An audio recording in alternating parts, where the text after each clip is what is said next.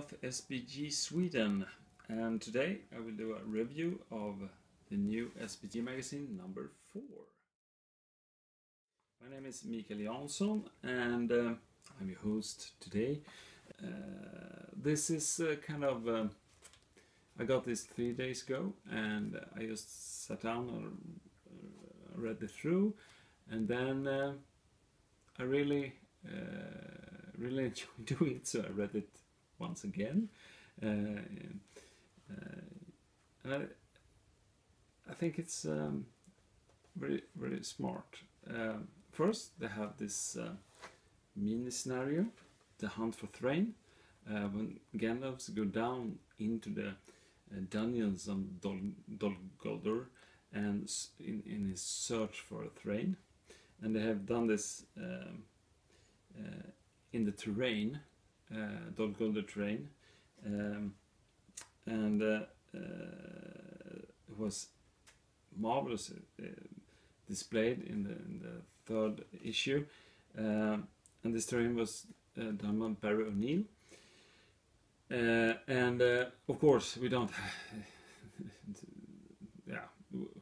ordinary people don't have that terrain, but I think it works very fine because you don't need that to play the scenario, so it's very smart. And they've incorporated a scenario report also, or two really, a rematch also. So this was really an enjoy to read. And then the second article, the Doctor's Corners, is when Dr. Grant or Damien just go in depth of our hobby and just thinking about and talking about his thoughts about the hobby and why it's not that well set upon for grown-ups to moving around painted miniatures. It's quite fun reading, and yeah, it's kind of enjoyable. I have a little bit thought about how you stand in your hobby. It's kind of fun, I think. Jamie Giblin is back with the Tactica, and this time he's doing this with the Istari, and I think it was great. Great article. He's talking about Saruman and Radagast and Gandalf, and pointing out certain things, how you can use them. And then he is laying out how you can use it in your own army. And I found that I have skipped some things about them, so I was really it's really good to have that experienced player doing this. For me, it's some shortcuts for getting better, really. So now I will choose my wizard and go along. Yes, and the next part, the ruling of Dol Guldur. They have some special rules made up for the Dol Guldur ruin. And the Hill of Sorcery is a test that you do every turn, and then something happens if you fail that test. We have the Crumbling Ruins test also. When you go near a ledge, they can fall apart. Leaps of Fate is kind of modified jump, and some other stuff. So it's kind of interesting. And then of course we have the battle report of this issue, and it's a narrative. So if you have read the third one, this is spoiler alert. Anyway, it didn't went so well for the good side. So Gandalf have fled and made his escape to the Mirkwood Elves and asked Legolas for help, and now they're coming back to save the White Council. And this is gorgeous. They have this Marcus made up by Steve Crow, like cages over Radagast, Galadriel, Saruman, and Thranduil also, and Elrond. They're really nice. I want to make those. And the host of elves and eagles and bairns coming and try to rescue them. And this battle report is played on the Dol Guldur ruins. You have seen it, and it's marvelous. It's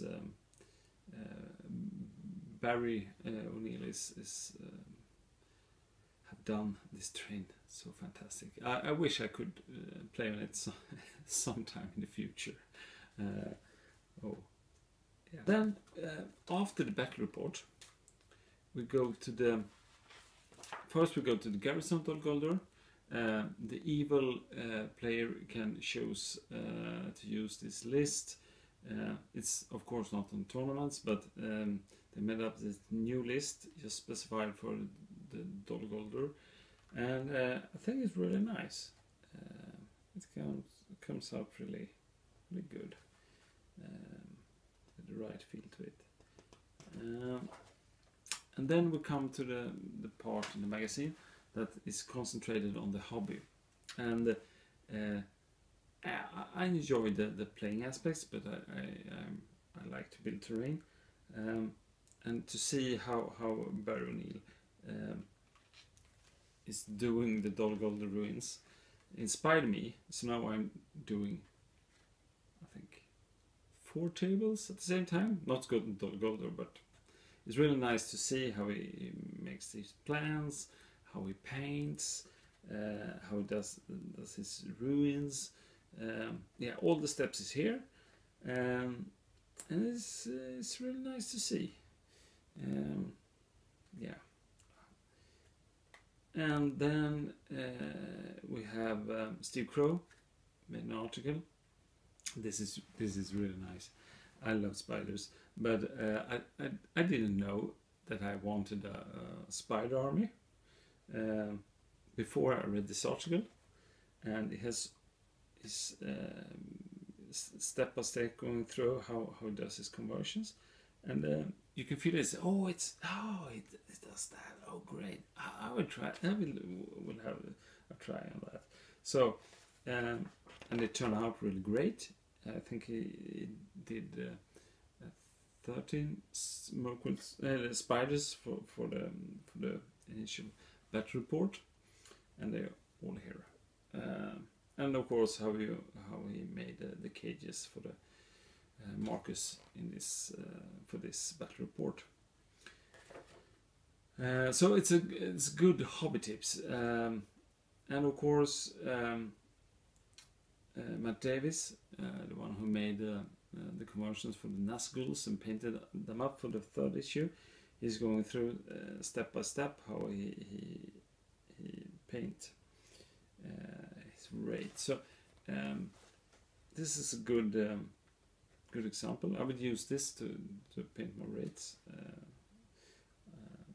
of course. And we have a treat. I nearly forgot about it. They made a conversion for Gandalf, both Steve Crow and Matt Davis, and they're not showing how they did, but they're describing it, and the background. It's really nice. I don't know how you can see this. Gandalf on the wall. It's marvelous. And then Steve Crow it was Matt Davis who made this one, and Steve Crow made this wounded Gandalf stretching for Lady Galadriel. It's it's really nice. I love it. And then we come to the hobby blog. That part is it's there. I think it's nice, but I think that's the part that I